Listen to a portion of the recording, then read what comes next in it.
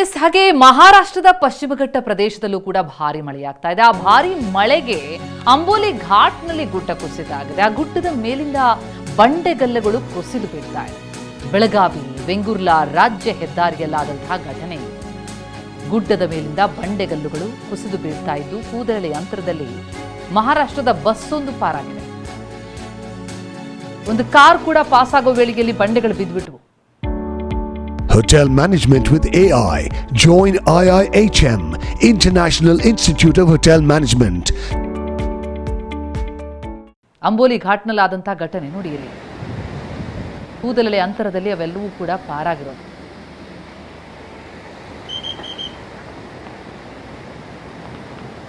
ದೊಡ್ಡ ಬೃಹತ್ತಾದಂತಹ ಕಲ್ಲು ಉರುಳು ಬಿತ್ತು.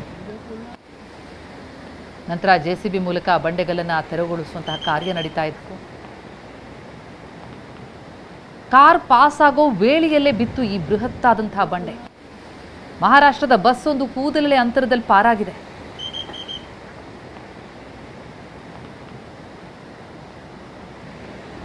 ಎಂಥ ಅಪಾಯ ನೋಡಿ.